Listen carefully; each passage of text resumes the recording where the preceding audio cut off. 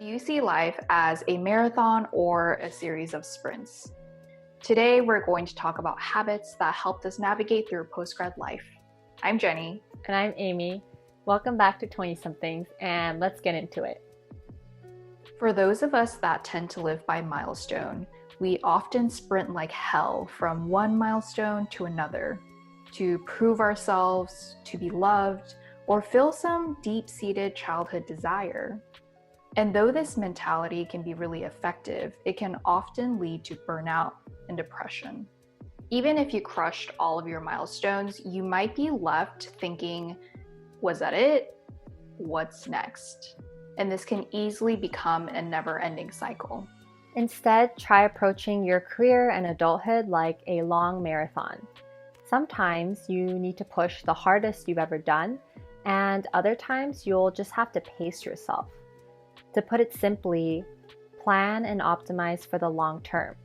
It's okay if things don't always make sense or go according to plan. If anything, this also leaves room for the random things that life throws at us. Take 2020 as a prime example. We also want to call out that COVID has a lot of people feeling stagnant. So if you are feeling that way, know that you're not the only one. Just remember that the world is kind of on pause, so don't forget to be kind to yourself. Here are 5 habits that help us be healthier and less anxious adults. Know what gives you energy and make time for it. If it hasn't occurred to you already, being an adult can kind of suck.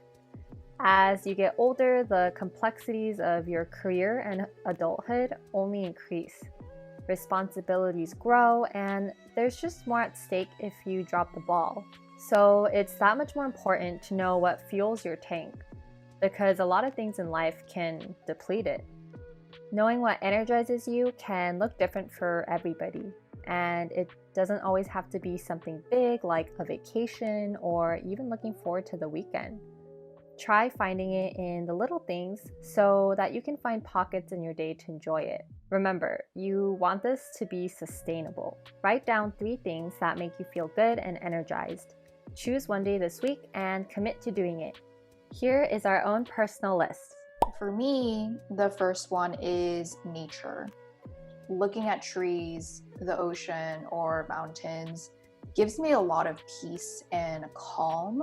And whenever I can, I just try to even look outside my window and try to savor those moments, especially when I'm having a rougher day or feeling more anxiety than normal. Making stuff, and this can be really anything, whether it's growing food, cooking, woodworking, or even embroidery. I just really like using my hands, and creating something brings me a lot of joy. Try new things and lean into discomfort. We've all heard that phrase, old habits die hard, meaning it's really difficult to change behavior and mindset, especially as you get older. It's easy to fall into a routine and have years pass by without a lot of change. And change can be a painful, but also beautiful thing, and it often starts with trying something new.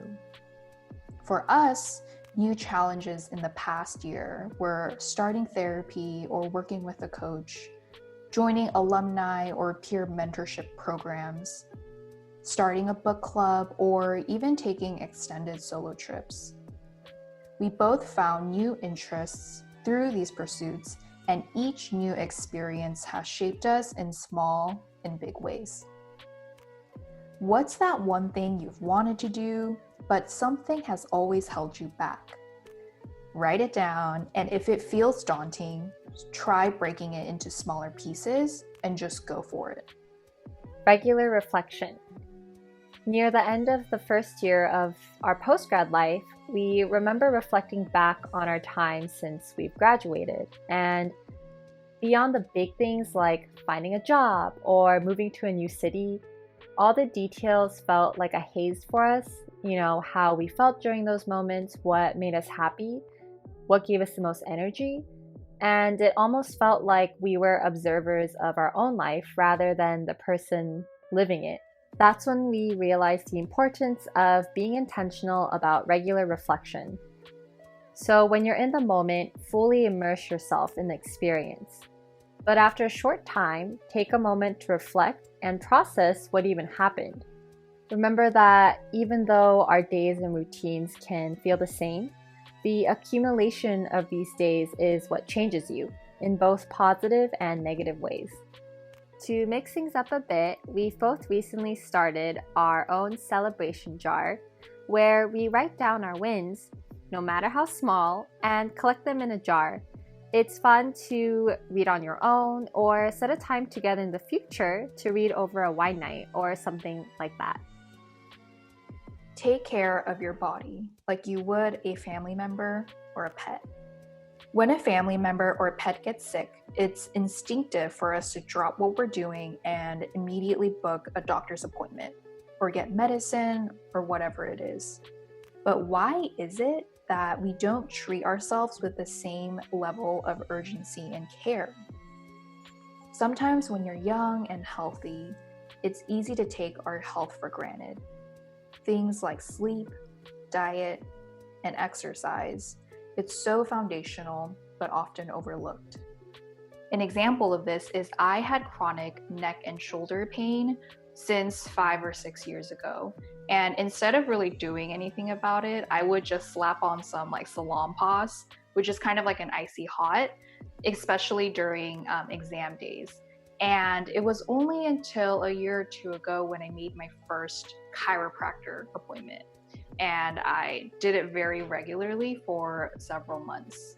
That's when I learned that I was taking my health for granted when there was easy steps for me to make that better.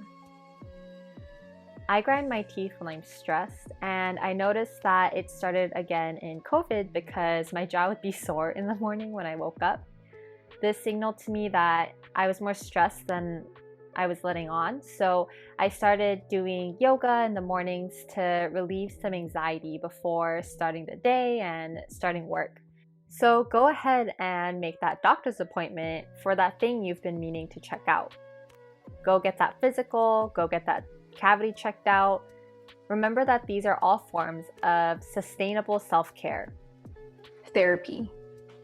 We talked about therapy in a previous video, and it's worth mentioning again and 1,000 more times. Whether you had a relatively happy or even a traumatic childhood, everyone leaves with wounds or bruises.